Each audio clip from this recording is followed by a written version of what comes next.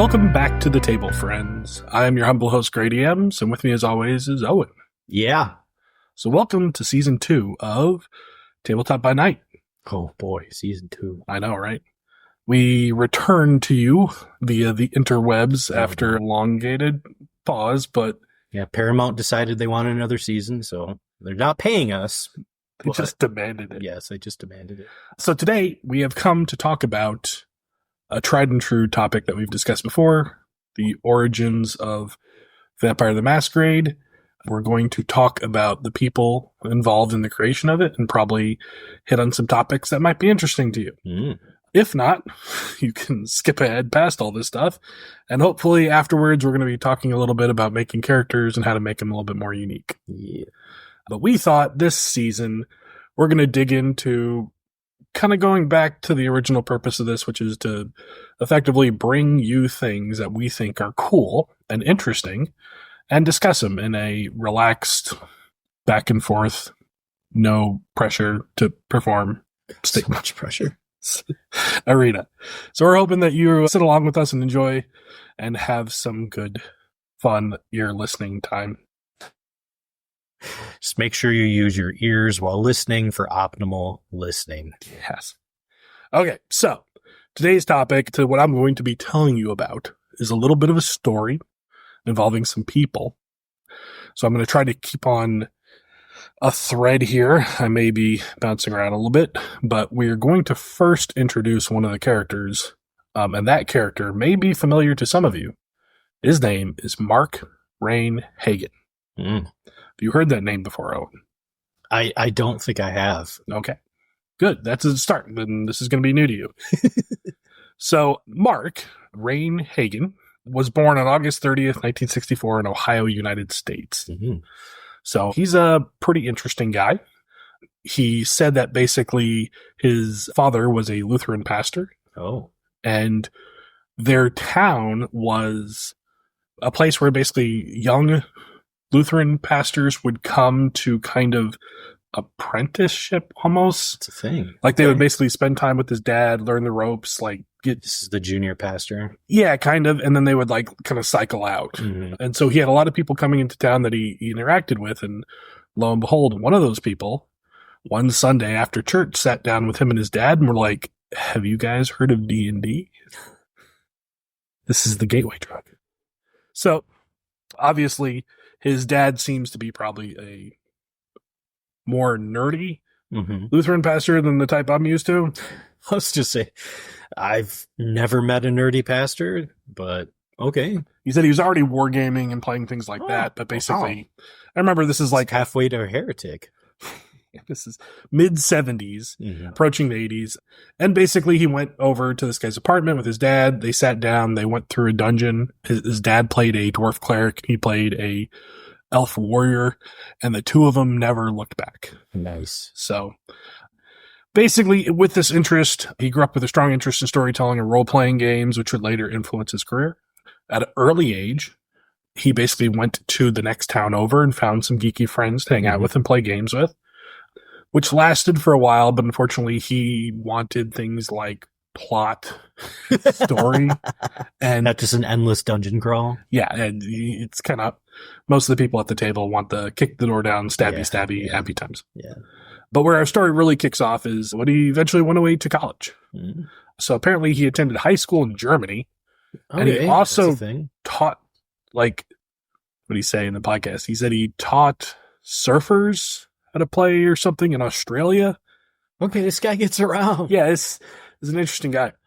But anyway, he came back to the U.S. and went to St. Olaf College in Northfield, Minnesota. St. Olaf sounds like a Minnesota college. It's also a Lutheran college, of course, which is a thread through the first part of this, where he met another geeky individual named Jonathan Tweet. So basically, both of them were really passionate about role-playing games, and they decided to start their own game company, right? So St. Olaf, as people do. So St. Olaf is a private liberal arts college in Northfield, Minnesota. It was founded in 1874 by a group of Norwegian-American pastors and farmers led by Pastor Bernard Julius Muse. College is named after the king and patron saint Olaf II of Norway. So, I mean, I've heard of him. Everybody's heard of him. So, specifically, these two individuals bonded over an opinion they had about AD&D, because this was advanced D&D at the time. Nerds agreeing about opinions having to do with D&D. Wow, that doesn't happen. Well, okay, let's frame it differently.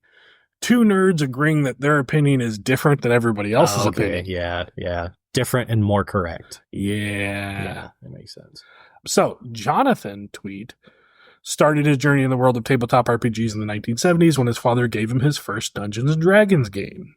He quickly became passionate about game design and formed his own gaming group by recruiting classmates.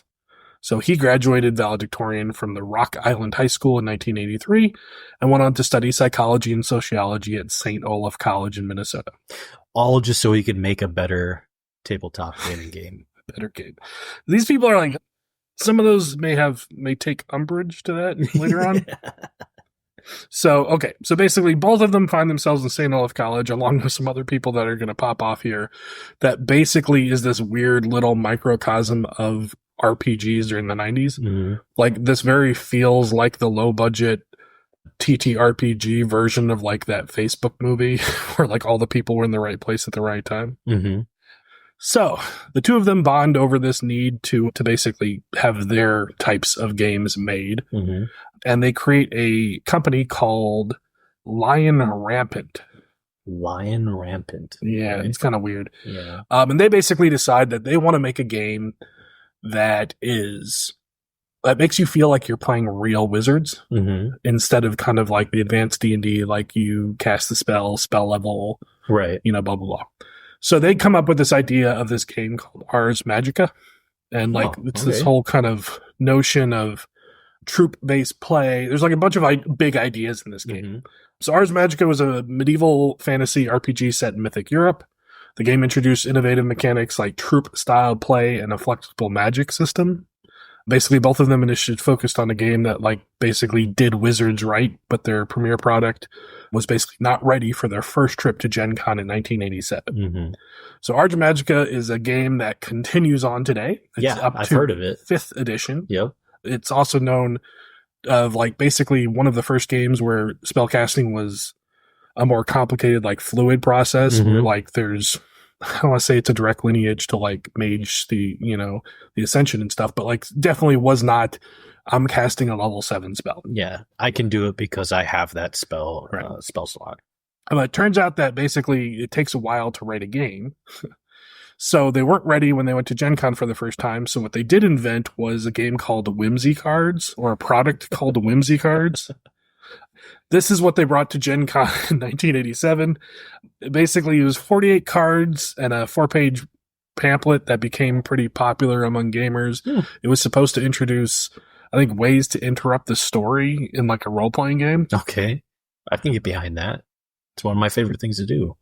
But anyway, so they went back afterwards, after they had their first kind of like big splash at Gen Con, and started working on like Ars Magica, pretty heavily. Mm-hmm.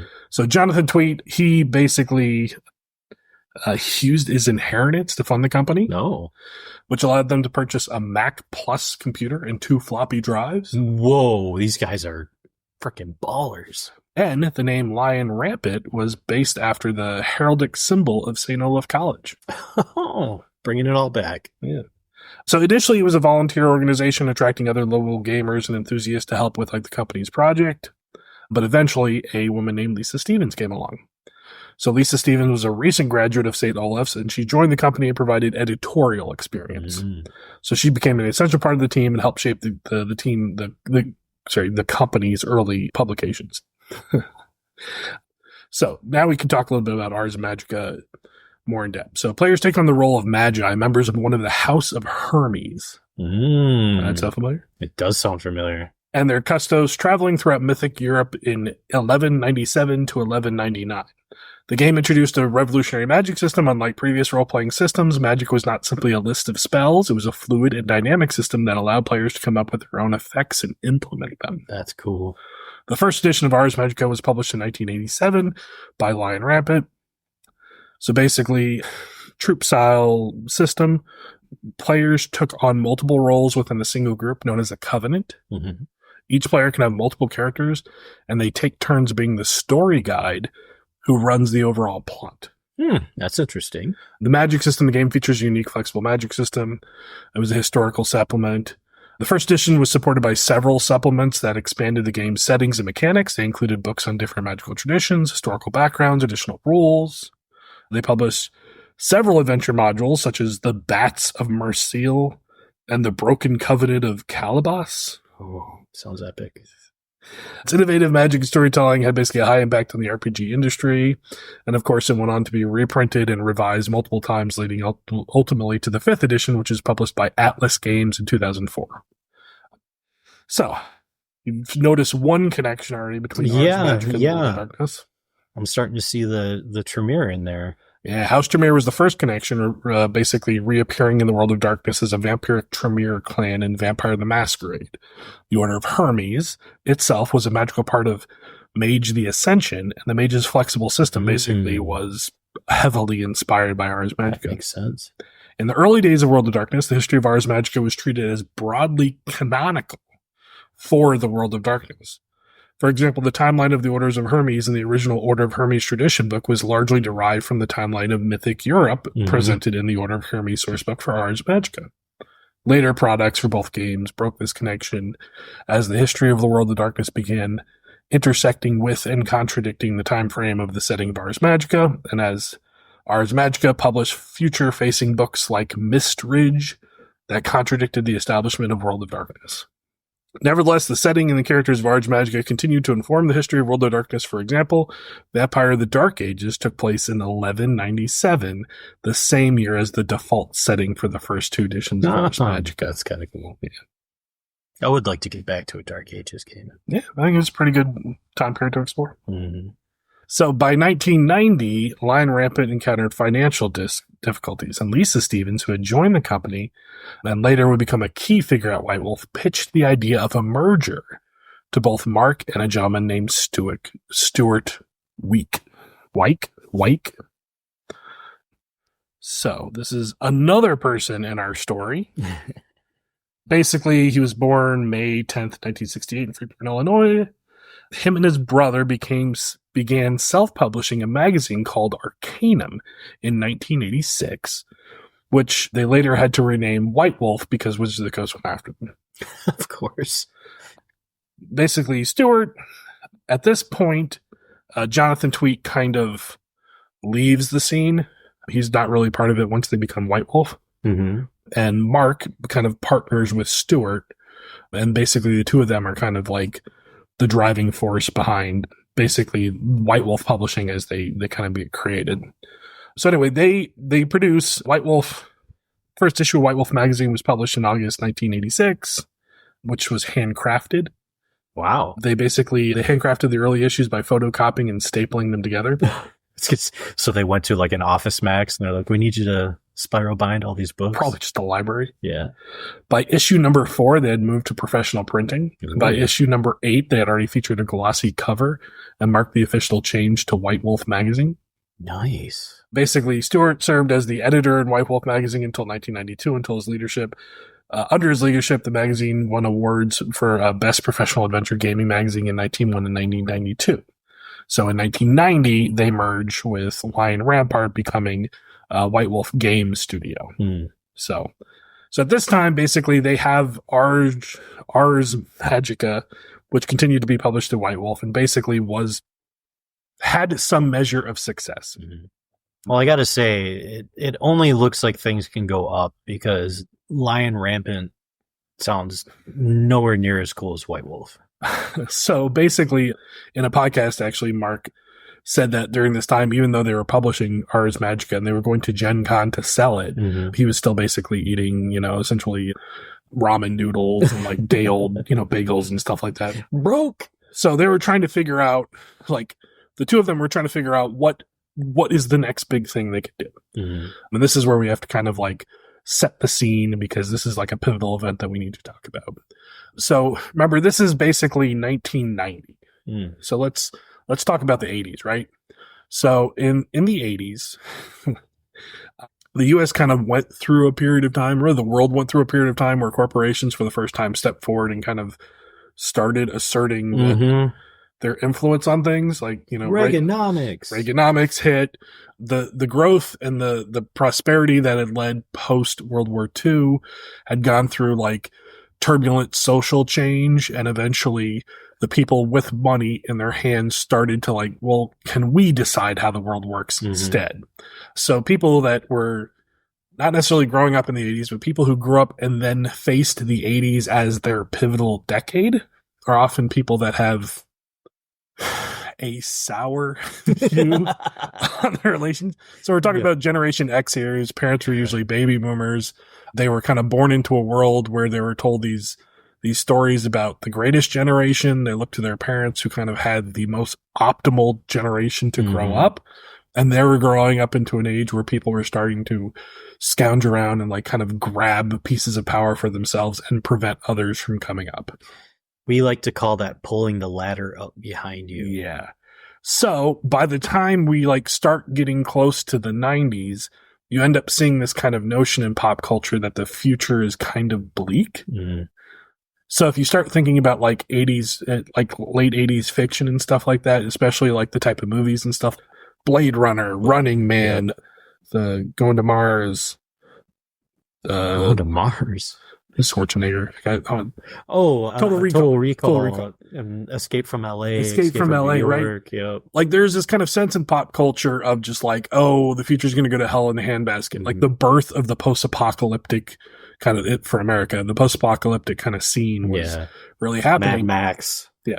So in the game, in the area of tabletop gaming, you had the origins of tabletop gaming, which were all like fantasy. And then you basically had a pretty decent section where they were exploring other topics, but a lot of them were going down this dark futuristic path. Yeah. Games like Cyberpunk were being written. Games like Shadowrun, Traveler, people are looking forward. And the thing that all these had in common is no matter how dark stuff went, the heroes were like the people fighting it. They were the rebels who were like kicking the system and they were going to fight and all this stuff like that. So you got to take this concept of like dark future rebels kind of like fighting the system, put this into frame. Mark and his compatriots are trying to figure out what the next big thing is. And they kind of come to the decision that if he can figure it out and he can have basically 6 months to himself to pound out the book, they'll have it. But he doesn't know what the thing is. So they go see a movie. Oh, take a guess. We're looking at late 80s. You know the subject matter. What movie could have inspired Vampire the Masquerade? I can't remember the name of it. The one that had the chick from Married with Children in it. Oh, I can't think of what it's called now. Just my memory going crazy. I mean, it's a vampire movie. It was maybe I'm mixing two different movies out, but it's that whole thing where it's like, it's got the preacher and he holds up the cross. He's like, the thing about that is it only works if you have faith, and crushes his hand and all that shit. Oh, it's a horror movie. Yeah. No. Okay. Good. It's good. Was it Fright Night? No. Might have been Fright Night. Anyway, this is much more clearly such a long time ago. Yeah, so this actually shows probably what our audience already kind of knows, especially if they're big fans of Vampire the Masquerade, is that we're very unfamiliar with the theme and the setting of the original Vampire. Yeah. Otherwise, this would be very apparent. It's the Lost Boys. Oh, yeah. I guess punk I jackets, never think about that. Denim, like vampire, and this is the thing that kicked off the chain. And basically, they're having a conversation. Think about that movie. But it does. It makes perfect sense. And it is of its time. Like yes, yeah. It's people who grew up with it are like more impactful than we are, where we were like came in later. We're like, that's a good movie, but I don't carry it with me everywhere I go. Right. Whereas at the time, people are like, yeah, Kiefer freaking Sutherland, man. Oh my God. The guy's going to be a star. They're like dropping off the only thing I can't stand about Santa Monica is all the guys. It is a good movie. It's a very good movie. Anyway, they walk out of it, and his partner here is basically like, Stuart is like, hey man, why vampires are awesome. Like, we should tell a story about vampires. It just sucks that, you'd have to spend all the time hunting vampires. Like, it's boring. So old Mark's trying to like figure out, wait a second, how can I make this turn into a thing? It feels like there's something here. So now we need to go into the second component of the story, which is a little city called Gary, Indiana. I knew it was going to come up eventually. Here comes Gary, Indiana. So, I mean, no good story doesn't involve Gary, Indiana. So, let me switch notes here. Because for this to make sense, we have to have some context. So Gary, Indiana, known as the Steel City, has a rich history of intertwined with the rise and fall of the steel industry. Gary, Indiana, was founded in 1906 by the United States Steel Corporation, named after Albert H. Gary, the company's founding chairman. The city was strategically developed as a company town to support the operations of the Gary Works steel mill, which became one of the largest steel mills in the world. I'm sure it's still just roaring, isn't it? By 1920, Gary's population had swelled to over 55,000, driven by the booming steel industry. Yeah. During World War II, steel production was critical to the war effort, and Gary's population peaked at approximately 178,000 residents in 1960. Unfortunately, the steel industry, being the bedrock of Gary's economy, provided thousands of jobs, attracting a diverse workforce, but unfortunately, as it faced competition from foreign producers and technical advancements, they reduced the need for labor. So here's the problem. The decline of the steel industry led to widespread job losses and economic hardship, impacting the social fabric of Gary, Indiana. So in the 1980s, saw Gary grappling with the decline of the steel industry, leading to high unemployment rates and economic instability. The downturn led to social unrest, with protests and strike being as common as workers fought for their rights. In 1987, Richard Hatchard, Gary's first African-American mayor, left office, marking the end of an era of the city's political landscape. Despite the challenges, the community showed resilience with efforts to diversify the economy and attract new industries. Anyway, the point is, at the end of the 80s, Gary, Indiana was a city that basically was almost half deserted. Like, if you ever seen videos of people driving around these like boarded up restaurants, like the stuff we see now in malls and in areas that are hit heavily, like that was there at that time. And this was on the way to Gen Con. This was a place that basically Mark and Stuart and the group stopped off at on the way to Gen Con, and Mark started looking around at basically a city that was essentially at the whims of a big corporate faceless shadow entity that had decided that profits were more important than people's lives. So pulling the funding out, they led to essentially the downfall of so many people in their lives and livelihood that crime and turmoil and all these things basically appeared or grew. And so this concept started taking shape. Mark started thinking to himself, like, oh, it's so weird, like, all these stories about a dark future, and I'm sitting in one of them right now. Right.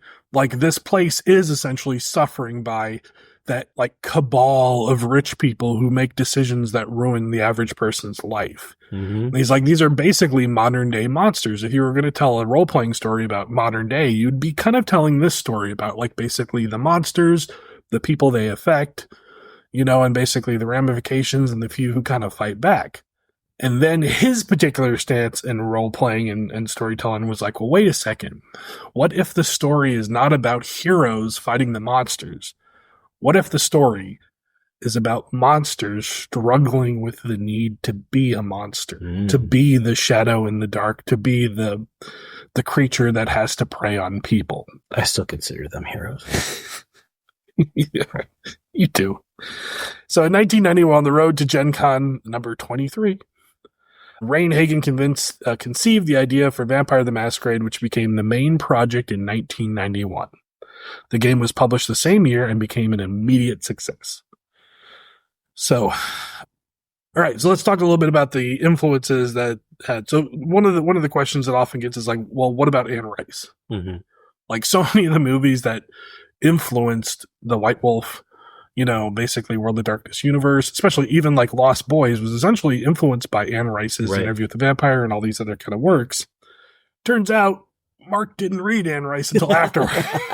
So this was kind of like he inadvertently like He's kind of created his own thing and then slapped vampire on top of it. Kind of, yeah. So in his own words, he said, I did not read Interview with a Vampire until the very late stages of the project after everything had been conceived and named.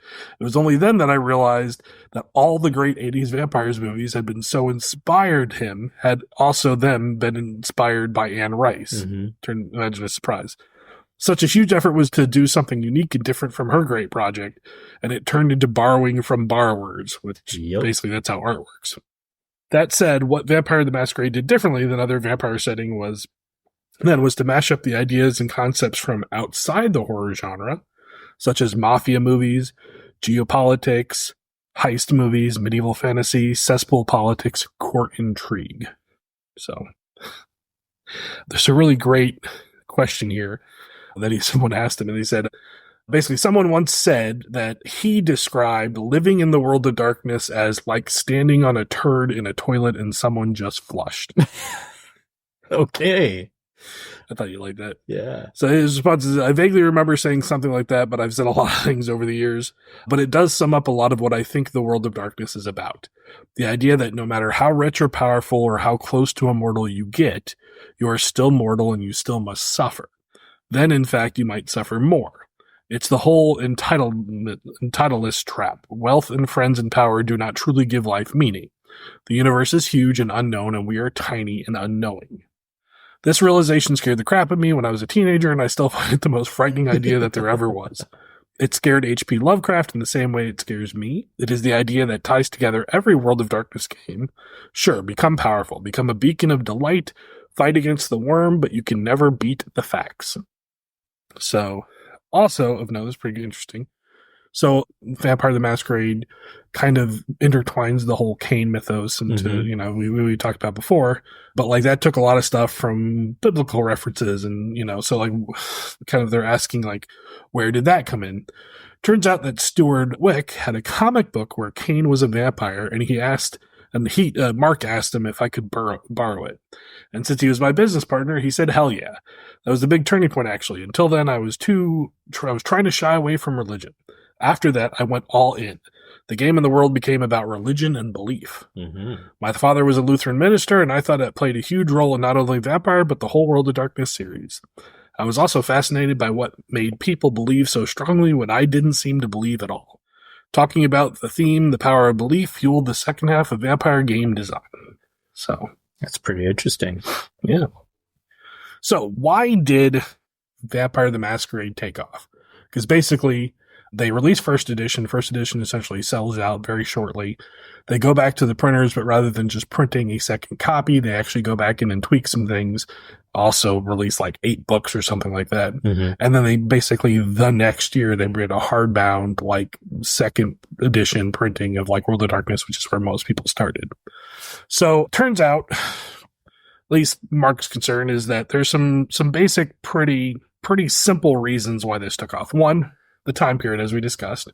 So people were kind of used to this this concept of like, rebellion, screwing the system, like we may see Brujah as rabble rousers and stuff like that, but like a lot of people back then saw Brujah as the protagonist, right? Right. Like, screw the system, man, corpos, they're gonna come down, push us around, fuck the bed true, that kind of stuff. It is hilarious because a lot of the people that saw them as the protagonists and saw them as the good guys became the bad guys in life. Well, that's the dark irony of life. Yeah.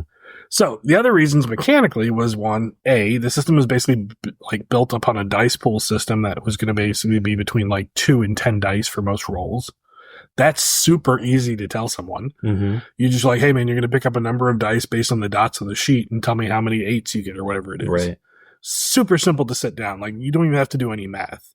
The blood mechanic, which blood pool is like, even today's standards, people find it simplistic or maybe archaic because it doesn't really fit. It's a little gamey.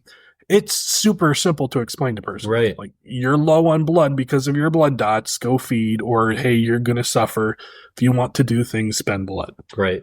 And the final one is the humanity morality system is basically like, here's a list of sins. If you commit the sin, then you run the risk of losing. Now you're going to be more of a monster. Those 3 things practically beg for LARPing, right? Because like everything else is off the table of the game, really, right? which we talked about a little bit in the past. We're like, oh, I bet you there's some people that get into some hardcore LARPing. And someday we're going to go back there. But to understand how much that also, because in 1993, I think is when Mind's Eye Theater, which was like had like the rules to LARP in World of Darkness came out. So basically, Mark actually said the LARPing was huge everywhere for a while. He said it got to the point where he could go to the weirdest park in almost any town on a Friday and find people playing vampire. Not just in the U.S. either. So he was driving through Ohio with a girlfriend in the late 90s, and she didn't believe him that this was going on. So he just got off the highway at this random city town, and he drove around, and he actually found a bunch of people by a little park playing vampire. That's awesome. Like, just like, conceive of that. Like, teenagers around the world dive into this thing and start being like, oh man, I'm vampire now. Like, this is the way it goes. I must have hung out in the wrong parks. I don't remember that stuff like it happened. Well, it does say in the late 90s, and that was our time, wasn't it? Yes, it was. It was very much our time. I knew the people. Like, I knew the dude who, like, taught me about Battletech in class when I didn't ask him to. I probably knew a few as well, but I didn't present myself as the type of person that would probably be accepting of such things, you know? The other thing is in the early days, too, that White Wolf, a bunch of young people in the company, they were very talented based on what they grew to do down the road. They basically knew how to connect with subcultures. So early on, the game had a strong connection to the heavy metal subculture, and its first major promotional event was actually held at a metal club. Really? Yeah, the first basically promotional event took place at a metal club in the early 1990s. The event was crucial in establishing the game's connection to the heavy metal subculture, where obviously it played a significant role in its early popularity. The atmosphere of the event with its dark gothic vibes completely complemented the game's setting and themes. They basically got live performances by metal bands, gothic decor, and they actually had like role-playing activities going on to basically pull everybody into the game. Mm-hmm. So they kind of knew what they were doing. And of course, they were releasing just copious amounts of publications. And eventually, if we go into like the actual individual books, like they learned how to write properly later on. Because like by the time they got to Chicago by Night, that seems to be where people are like, they started releasing like really solid products. Right. Products that like even in their design of how they conveyed information to you are copied today by the big names. Right. So it's something I always have really enjoyed about all of their books is they're all very well done, very well published, very well thought out. Yeah. So, okay. So continuing on, first edition comes out. I think second edition comes out. Mark gets involved in basically another 90s thing, which is that eventually, not Tori Spelling's father. Oh, the director, producer, 90210. I know. Wow, what's his first name? Aaron Spelling. So Aaron Spelling says, hey man, that's a really cool property. Why don't we make a TV show about that called Kindred the Embrace? And they bring Mark Rein out and they start handing him a lot of money.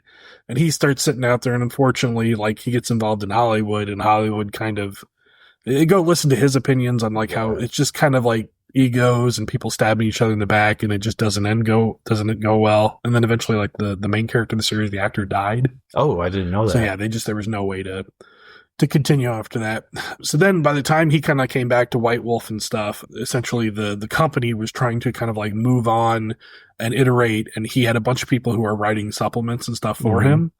And like as a whole, they were kind of getting together and they were starting to move in a direction that he didn't like. So eventually he kind of got ousted out of the company. Oh, that sucks. And went on to do his whole thing.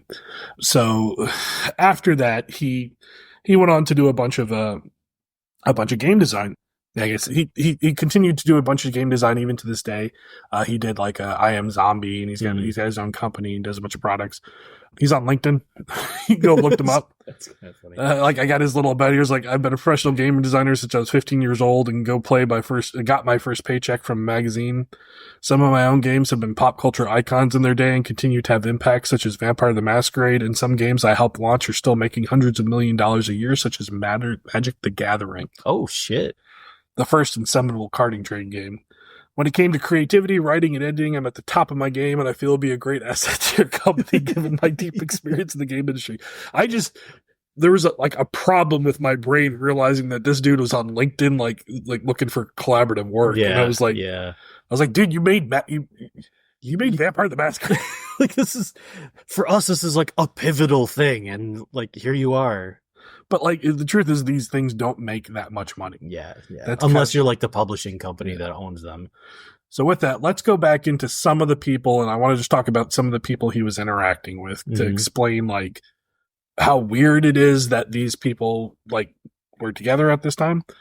So Jonathan Tweet, here's some projects that he did. So he went on to do Everway with Wizards of the Coast. He went on to do 13th Age, Dreamblade, Grandmother Fish, basically a bunch of other ones. And then he did a Magic the Gathering. Basically, he ended up working for Wizards of the Coast, and I think he was one of the people that was on there when it founded. Oh, wow. So Jonathan Tweet went on to do a bunch of projects. 13th Age is like a big D20 fantasy game that's basically, I think there's still an edition that was released in 2013. I think there might be another one. It was kind of like a big to do. So Stuart Week was a pivotal figure, basically until he was born in Freeport, Illinois, founded White Wolf.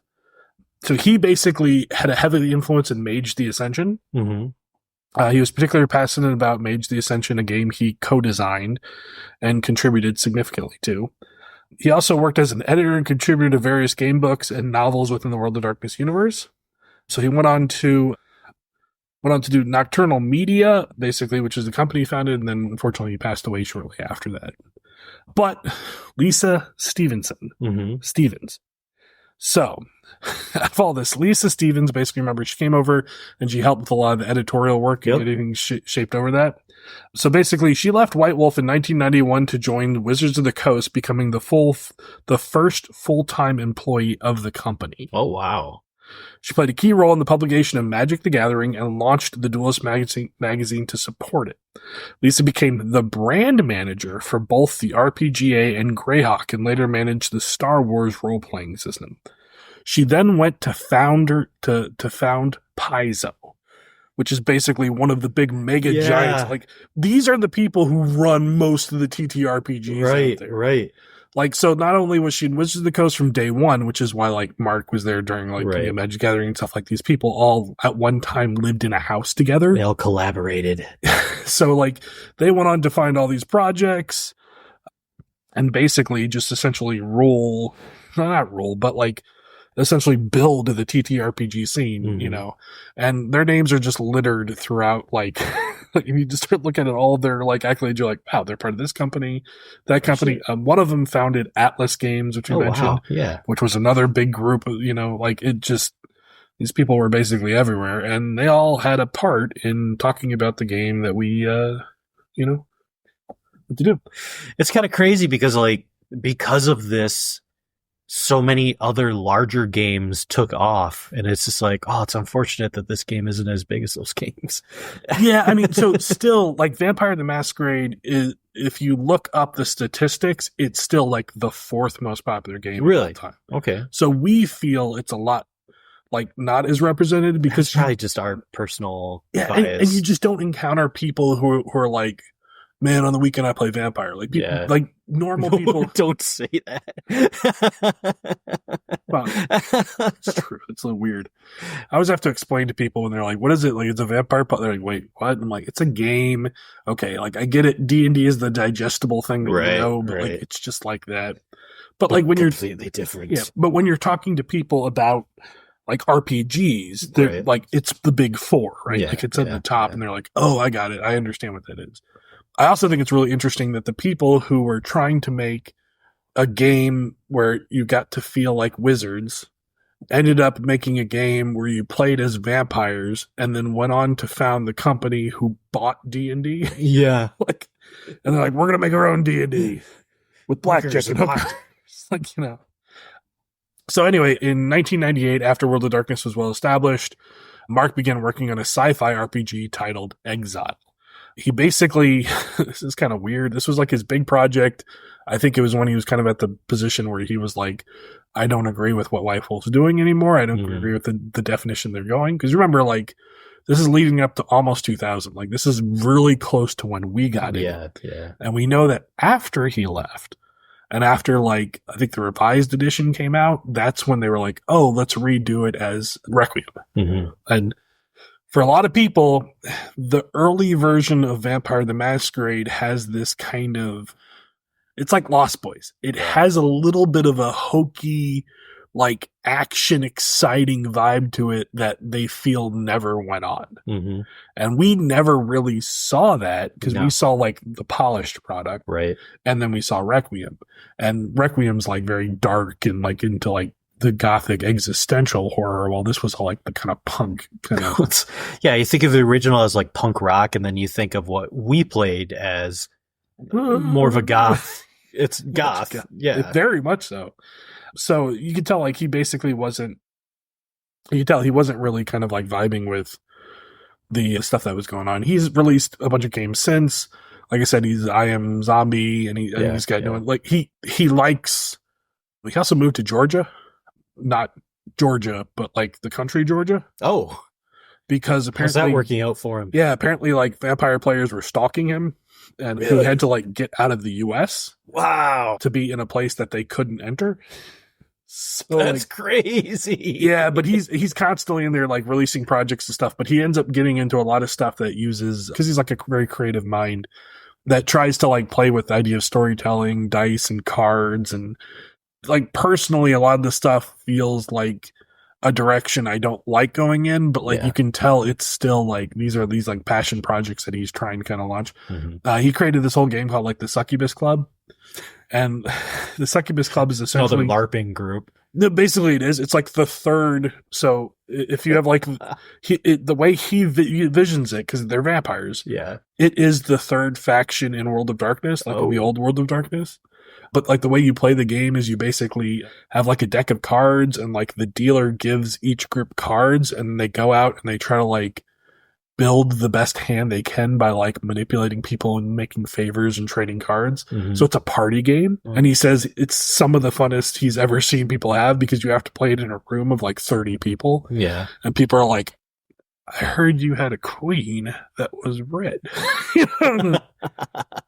And then, like, all kinds of shit's going around. Well, I'll go over there and I'll help him pressure him into giving him the king. If you give me that queen, we don't have four of a kind. What are you talking about four? No one said anything about four of a kind. We're looking on a non like straight flush. Okay, it's not. It's nothing. It does sound pretty cool, but I got some details. So anyway, he left World of Darkness, and he basically started this thing called the Null Foundation, which was supposed to support this game called Exile that he was working on, which apparently was really weird because he put a lot of money into having, like, a full-blown website, to have a whole mush, which is apparently somewhere between a MUD and an IRC chat. And essentially building all this up for, like, the play testing of this game. And, like, basically I found an article where a guy went back on the Wayman machine and, like, was finding all this stuff.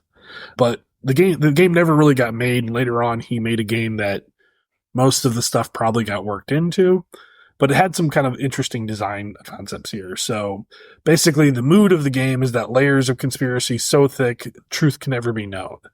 The question that always arises: who's really in control, and how much power do they realize they have, and what are they up to? Suspense more than anything. Hardcore science fiction. Though things get pretty far out, everything at least makes sense both scientifically and rationally. All explanations for scientific phenomenon, when we provide one at all, must be present in logical format matter and make coherent sense in the terms of scientific principles. Role-playing with an edge. Your character represents and must deal with issues fundamental to the human condition. Ultimately, the game needs is about the self and the triumph over despair. A unique presentation. Whatever we do, this game cannot resemble any aspect of the storyteller system, which is what the White Wolf system used to be called. We want to reach a new audience, reminding them as little as possible as Vampire. Eerie familiarity, in order to give the setting a contemporary and somewhat eerie feel. Immortality. There are people in the hegemony, powerful senators and such, who are effectively immortal. Clones. Cognates are a major political factor, and these clans of clones playing a major role in the society. and historical connotations. The setting of the hegemony is loosely based off that of the Age of Conquest mixed with the British Empire. So, yeah, basically he was combining something. He mentions a game called Transhuman Space, which I'm not very familiar with, but he's crossing that with Vampire the Masquerade, and that was kind of what he was trying to do. So that sounds interesting. Yeah, there's a lot going on there. And you can basically go in and find like his entire playtest packet and like read it all, because that never really got turned into a game. And maybe someday somebody can use that kind of stuff and try to put something together. There's a billion games out there, so I'm sure there's one that ended up like what he was trying to create, but like it does sound kind of interesting. So yeah, you know, who would have thought this Lutheran kid growing up, a pastor asking him to play, D&D would lead to, two idiots sitting around a table talking to the internet, Right. But now he's like, oh man, that's the worst thing that's happened. How could I have let it got this far? So he's an interesting guy. You can do some Reddit stalking and kind of go look up all his posts on Reddit. He gets a little political. I'm not going to say I argue with what he's saying, but he likes to argue. Yeah. He's also on a lot of podcasts, so you can usually catch him on like interviews and stuff like that. But he is a pretty interesting, as is most of these people. It's just kind of weird to see someone who had such a pivotal role in something that you've known for so long still trying to make ends meet. Yeah. Like, I'm sure he's doing okay. I bet he's doing all right. He's out there on LinkedIn trying to like, hey, I'm just looking for more people. I'm looking to collaborate, let's make something cool together. Like, I think that's where it's really going. Absolutely. So, well, I hope you guys found that interesting. I found it interesting. I think it was pretty cool. I had fun looking into this. Like I said, I didn't know anything about the place this came from, and it kind of informs us a little bit about it. Someday in the future, I hope to get the copies of the earlier game rather than just the PDF, and maybe we'll dig into it and kind of try to compare it to what we used to know.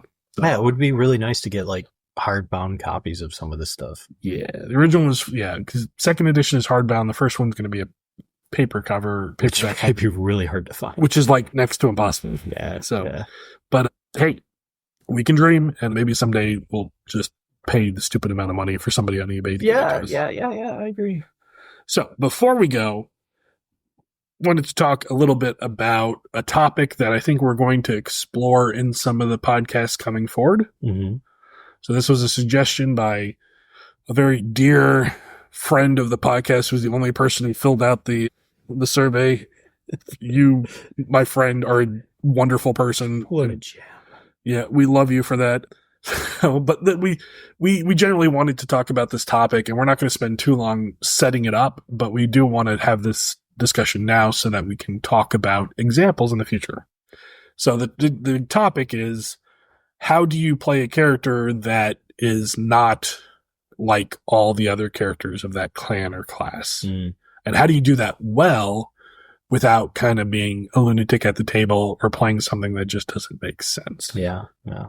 So you could say, how do you subvert expectations? How do you make a non-cliche character? So a couple things that I want to go over pretty, clearly. The best way I feel like to think about this is the idea of like a dartboard. And in the center of the dartboard is, the bullseye. It's a central area where basically characters that are created there are on the nose, right? So they are probably a dime a dozen. You've seen a million of them. Almost instinctively when they come to the table what they are, because they're so close to what everybody picks for that type of character. Now, there's a reason for this. That's usually because those things are so intertwined with the core of the class or the clan ideal that it makes sense. However, a lot of people see that as undesirable territory. So there's a second ring, the ring that goes outside there. There's like your low scoring ring. High scoring ring in darts. Here you go. And that's basically the tangentially, the one-off, the slightly off-center version of a character. And really, that's your target area for most of your RPG life. So this is something that is easily traced back to the center. You can easily see where you came from and how you got here, but it's not so wildly off to, the moon, that people aren't going to know, basically like Or the roots. Yeah. And then finally is the outer ring, the low scoring ring. And that's where people who basically don't know better try to like just like throw expectations out the window and do like a counter type. Mm-hmm. So the trick that I think we're trying to tell you is the more you understand the example and the thing that you're upholding, the ideal that you're trying to kind of like build a character from, whether this is a class or a clan or whatever mechanism in the game that you have, the better you're going to be at making that middle band character. Mm-hmm. And not inherently going to the far edge. Right. Because if you make a character in the far edge, the character has no connection to the class, so why are you making it in the first place? Right? And sometimes, especially if you're new, you should probably make a character in the center. So if you come to the table and you do not understand what a venture is, you should just be a boardroom venture. Yep.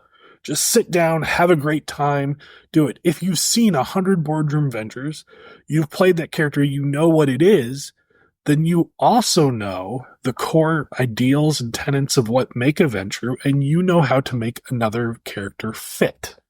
So now you know how to make a character that holds true to all those things that are a venture. It makes sense that they're a venture. However, that may only be if you have the totality of knowledge of the character. So everybody else at the table may see somebody that's way out in left field. But as they discover more about your character through the organic growth, they're going to be like, oh, that's why he was venture all along. Mm-hmm. And that is the pinnacle of subverting an expectation. Is not just being in the other place at the right time, but is making sure that what you're actually saying is you just don't know why I'm right. Yeah, you're still following the tenets. Everything is still there that you need to be that character. It's just that you're doing it in a way that isn't exactly obvious to everyone around you. Exactly. So hopefully through the next couple episodes of this podcast, we're going to go through a couple clans and we're going to try to like see how you could do that to that clan. Mm-hmm. Maybe give you an example. Honestly, it's a fun little topic. We think it'll be fun for us to do, and it'll also kind of pad out some space. I don't know. I think we're doing pretty good today. Yeah, today we're doing pretty good. But yeah, we hope that along the journey you kind of find that interesting with us. Maybe each one will clarify a point if what I told you doesn't make any sense. But I never claim to make sense anyway, so yeah, I have been talking a lot. Owen, you got anything to say in this podcast? No, I think you covered it all there. Yeah, I have a feeling that next week you'll flip the table on me. And No, I won't. All right, guys. Well, we are back to be we are happy to be back at the table. We're happy to see you at the table. And we're looking forward to a year of acting like idiots and talking too much. I mean, that's what we're good at. All right, guys. We'll catch you next time. Bye-bye.